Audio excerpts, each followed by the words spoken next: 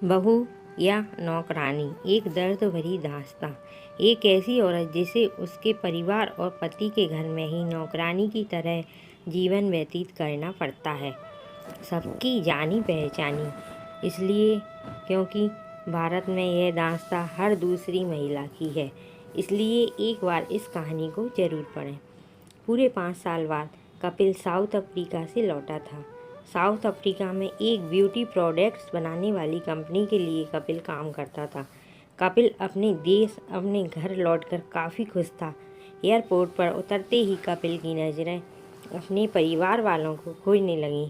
जल्दी ही उसे अपने माँ, बाप, भाई, भाभी, बड़ी बहन और खुद की 4 साल की बच्ची भी एयरपोर्ट पर खड़े नजर आई। लेकिन उसकी नज़रें सीमा को खोज रही थी। वो सोचने लगा, ये सीमा मुझे मिलने आई क्यों नहीं, और ऊपर से उसने हमारी छोटी सी बच्ची को भी यहाँ भेज दिया। कपिल एयरपोर्ट पर सबसे हंसी खुशी मिला। फिर उसने सीमा के बारे में पूछा तो उसकी दीदी बोल पड़ी, भाई वो घर पर ही है, तुम्हारे लिए खाना तैयार कर रही है। वह तो आज ही तुम्हारे आने की खुशी में काम करने लगी है, वरना वो कोई काम करती कहाँ है। कपिल ने अपनी बेटी को प्यार से उठा लिया, लेकिन उसकी बेटी उसे देखकर रोने लगी। लाओ मुझे दो बच्ची को, वह तुम्हें काफ़ी दिनों बाद देख रही है ना, इसलिए पहचान नहीं पा रही होगी। कहते हुए दीदी ने बच्ची को अपने पास ले लिया। सभी टैक्सी में बैठकर अपने घर की तरफ रवाना हुए।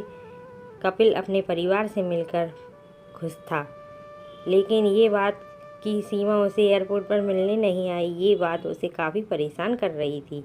वो सोचने लगा, क्या खाना बनाना इतना ज़्यादा ज़रूरी था, मुझे मिलने से भी ज़्यादा, और वो भी तब जब मैं 5 साल बाद वापस आया हूँ।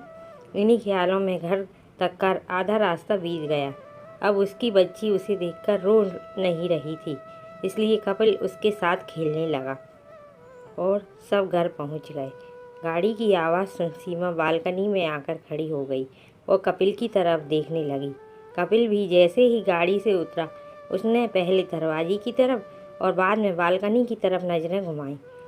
वह सीमा को ही देखना चाहता था। कपिल से नज़रें मिलते ही सीमा के चेहरे पर मुस्कान झलक पड़ी। कपिल भी उसे देखकर हल्के से मुस्कुरा दिया। सभी घर के अंदर गए। सीमा सबके लिए पानी लेकर आई और सभी को पानी देने के बाद फिर से किचन में चली गई। चाय बनाने के लिए थोड़ी देर तक सभी परिवार वालों से बातें करने के बाद कपिल सीमा को बुलाने लगा। माँ ने उसे बीच में टोकते हुए कहा, रहने दो उसे, किचन में थोड़ा काम कर लेने दो, बाद में अपने आप आ जाएगी। तुम बैठो यहाँ मेरे पास, वैसे भी कहाँ ज़्यादा काम करती है वह। कपिल यह बात दूसरी बार सीमा के बारे में सुन रहा था।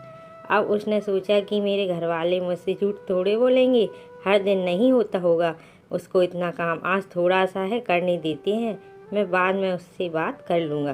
कपिल अपने परिवार वालों से बातचीत में मग्न हो गया। एक के बाद एक रिश्तेदार और पड़ोसी कपिल से मिलने आते रहे और सीमा को किचन से बाहर निकलने का समय ही नहीं मिला। सभी के लिए चाय बनाना, नाश्ता बनाना, यही करते करते शाम हो गई।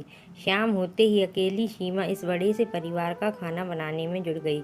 सभी परिवार वाले खाना खाने के लिए डाइनिंग टेबल पर बैठे थे, सिवा सीमा के।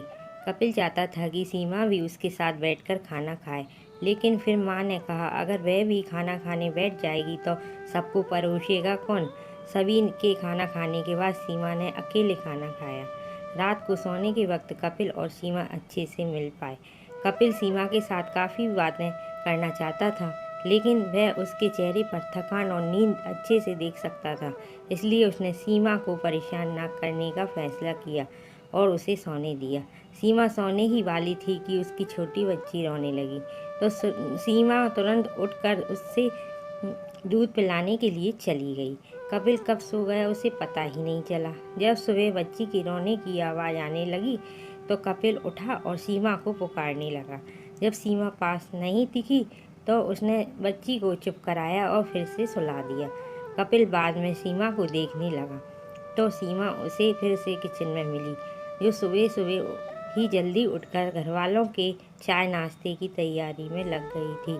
अब कपिल सोचने लगा, माँ और दीदी तो कहती थी कि सीमा ज़्यादा काम नहीं करती, लेकिन सीमा तो हर वक्त काम ही करती रहती है। कपिल अब सब समझ गया था, पर वो अपनी माँ को ऐसा नहीं बोल सकता था कि सीमा से ज़्यादा काम ना कराया करो। इसलिए अब उसने खुद ही सीमा की मदद करना शुरू कर दिया था। कपिल के हाथ बटाने से शोभा को थोड़ा अच्छा लगने लगा था। पहले जहाँ उसका चेहरा थकान से भरा रहता था, अब उस पर थोड़ी थोड़ी चमक आने लगी थी।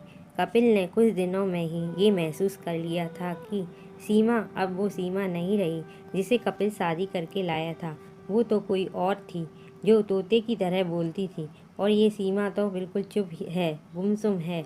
ऐसा लगता है जैसे किसी के दबाव में हो, किसी डर की वजह से सहमी हो। कपिल सीमा को इसके काम में और ज़्यादा मदद करने लगा। कपिल का ऐसा व्यवहार अब घर वालों को खटकने लगा। घर के सभी बड़ों और उसकी दीदी ने मिल के उसे समझाया, तुम अपनी बीवी की मदद करते हो, उससे हमें कोई ऐतराज़ नहीं है, लेकिन तुम्हें भी एक हद तक ही ऐसा करना चाहिए।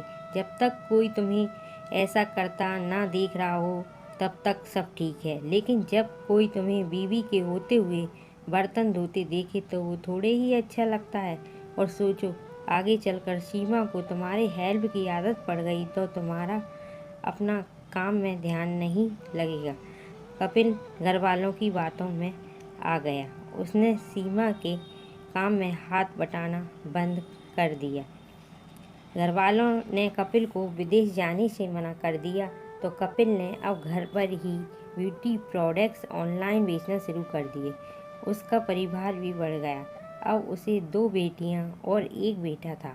दोनों बेटियां स्कूल जाने लगी थी, लेकिन बेटा अभी भी छोटा था।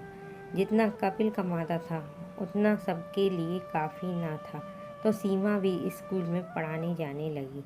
अब घर और बाहर दोनों जगह का काम करने से वो बीमार हो गई। कपिल अपने काम में इतना खोया रहता कि कभी उसको डॉक्टर के पास ले ही नहीं जाता। सीमा तो बीमार थी, लेकिन एक बार कपिल बहुत ज़्यादा बीमार हो गया। इतना बीमार हो गया कि उसे अस्पताल में भर्ती करवाना पड़ा। अस्पताल में कपिल के पास सिर्फ सीमा थी और कोई नहीं। इतना बीमार होने के बाद भी उसके परिवार वाले सिर्फ उससे मिलकर वापस घर चले आते थे। उसका सहारा बनने के लिए, उसकी तकलीफ बांटने के लिए कोई भी उसके साथ नहीं था। कपिल सोचता है कि उसने भी तो सीमा के साथ जिंदगी भर यही किया है। क्या वो सीमा का जीवन साथी सिर्फ नाम का ही था? जब साथ देने की बारी आती थी तो उसने दूसरों के बहकावे में आकर उससे किनारा कर लिया था। यहाँ तक कि सीमा के खुद उसके मुंह से कहने के बाद भी उसकी तकलीफ को वो नज़रअंदाज करता आया था। कपिल को अब अपना दर्द सीमा के दर्द के आगे मामूली सा लगा। उसके दर्द को न बांटकर उसने बहुत बड़ा गुनाह किया हो, ऐसा उसे लगने लगा।